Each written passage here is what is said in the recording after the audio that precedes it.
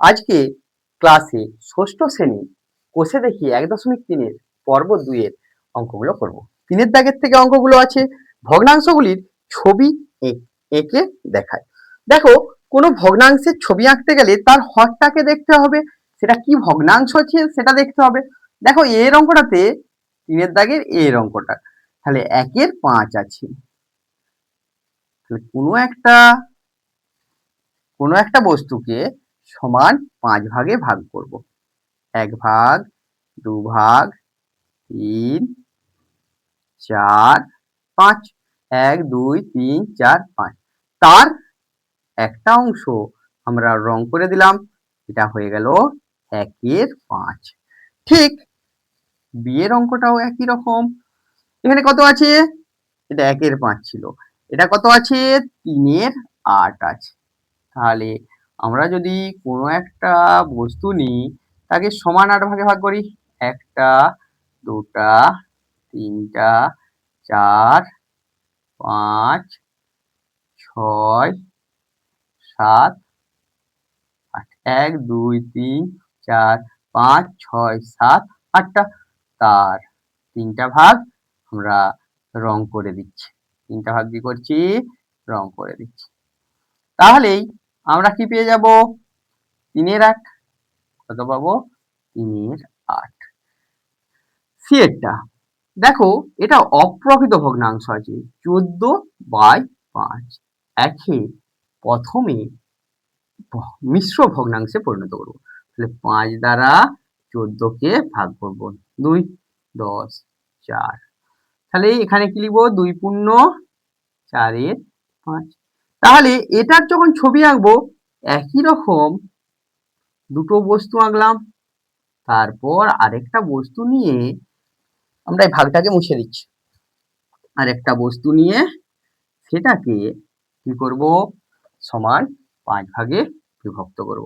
১ ভাগ, ২ ভাগ, ৩, ৪, ৫। ১, ২, ৩, ৪, ৫।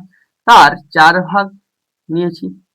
আমরা এভাবেই পূর্ণ সংখ্যাগুলোকে লিখব, কারণ ২ যুক্ত ৪-এর ৫ লেখা যায় এটাকে।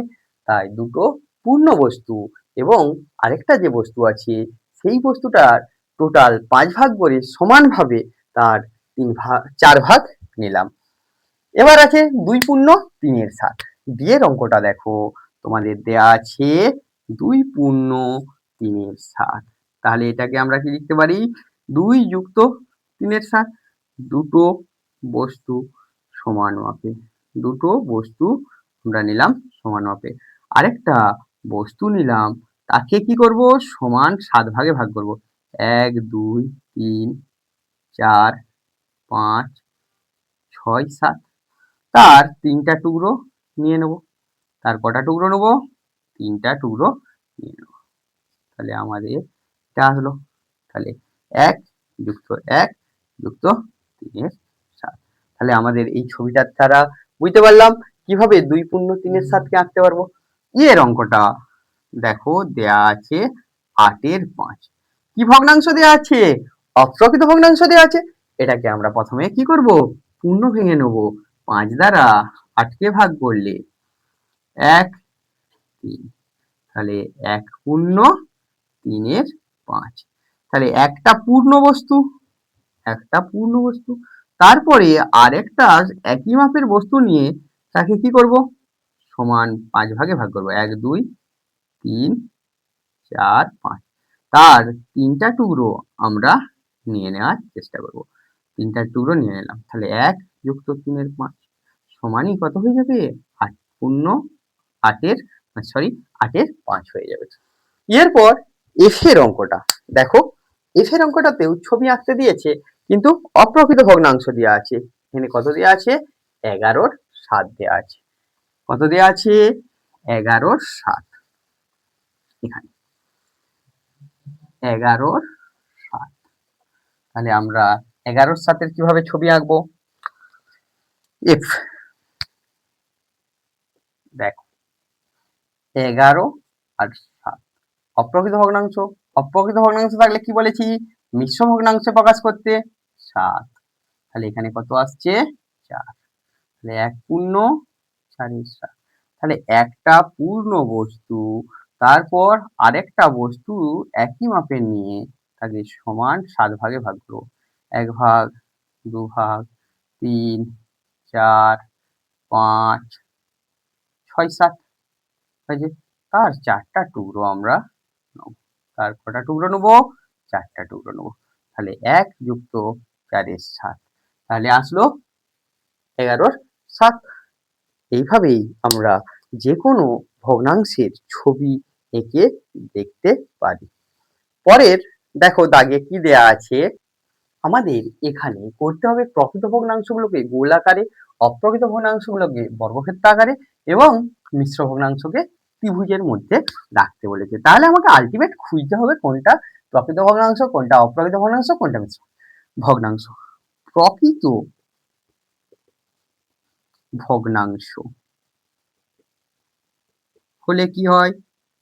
লব ছোট হর বড়, এটা মনে রাখবে। অপ্রকৃত ভগ্নাংশ হলে লব বড় হর ছোট। মিশ্র ভগ্নাংশ হলে কি হবে? ভগ্নাংশ হলে সামনে একটা কি থাকবে? সংখ্যা যুক্ত প্রকৃত ভগ্নাংশ। প্রকৃত ভগ্নাংশ এই আকারটা আসবে। তাহলে আমাদের প্রথমে দেখতে হবে যে লব আর হরের সাথে কি সম্পর্কে আছে। দেখো প্রথমেই যেটা দেয়া আছে 1 এর 5, এখানে লব 1 আর হর 5, তাহলে কি লবটা ছোট হরটা বড়। কি ভগ্নাংশ? প্রকৃত ভগ্নাংশ। তারপরেরটা কি দেয়া আছে? 2 এর 7, লবটা ছোট হরটা বড়, তাহলে কি ভগ্নাংশ? প্রকৃত ভগ্নাংশ। তারপরে কি দেয়া আছে? 3 এর 8, একই রকম লবটা ছোট হরটা বড়। তারপরের সংখ্যাটায় দেখো একটা সংখ্যা, তারপর কি দেয়া আছে? প্রকৃত ভগ্নাংশ। তার অর্থ হলো এ হলো মিশ্র ভগ্নাংশ। এ কি ভগ্নাংশ?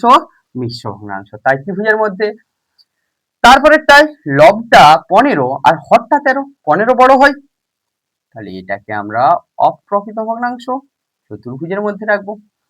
6 এর 13, লব ছোট হর বড়, প্রকৃত ভগ্নাংশ, বৃত্তের মধ্যে রাখবো।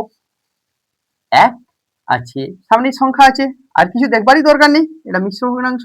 মিশ্র ভগ্নাংশ হলে তাকে কিরকম আকারে রাখবো? ত্রিভুজের মধ্যে। তাকে কি আকারে রাখবো? ত্রিভুজ আকারে। হয়ে গেল। 29 এর 19, এটা অপ্রকৃত ভগ্নাংশ। একটা আমরা কি নেবো? 29টা বড় 19টা ছোট। তারপরে 1 এর 9 আছে, লবটা ছোট হরটা বড়, প্রকৃত ভগ্নাংশ। একই রকম দেখো এখানে সামনের সংখ্যা আছে, এটা তাহলে কি হয়ে যাবে? মিশ্র ভগ্নাংশ। এটা কি হয়ে যাবে? মিশ্র ভগ্নাংশ। আমরা ত্রিভুজাকার ক্ষেত্রের মধ্যে রাখবো। তারপর লব ছোট হর বড়, প্রকৃত ভগ্নাংশ। লব ছোট হর বড়, প্রকৃত ভগ্নাংশ। লবটা বড় হরটা ছোট, অপ্রকৃত ভগ্নাংশ। সামনে সংখ্যা আছে, মানে কি মিশ্র ভগ্নাংশ। লব ছোট হর বড়, প্রকৃত ভগ্নাংশ। এটাতে কি আছে? সামনে সংখ্যা, তাহলে মিশ্র ভগ্নাংশ। ত্রিভুজের মধ্যে 11 এর 12, 11টা ছোট 12টা বড়, লবটা ছোট, প্রকৃত ভগ্নাংশ। 3 এর 7, প্রকৃত ভগ্নাংশ, 3টা ছোট 7টা বড়। এইভাবে আমরা যে কোনো ভগ্নাংশকে দেখেই বুঝতে পারবো কোন ভগ্নাংশটা প্রকৃত ভগ্নাংশ, কোনটা অপ্রকৃত ভগ্নাংশ, কোনটা মিশ্র ভগ্নাংশ। আমরা এভাবে যে কোনো সলিউশনই করে নিতে পারবো। তোমাদের গণিত পাঠশালার ক্লাস ভালো লাগলে গণিত পাঠশালার ইউটিউব চ্যানেল সাবস্ক্রাইব করো ও পাশের বেল আইকনটি প্রেস করো। আর গণিত পাঠশালারই ফেসবুক পেজ গণিত পাঠশালা লাইক করো, কমেন্ট করো, শেয়ার করো ও ফলো বাটনটা ক্লিক করো। Thank you.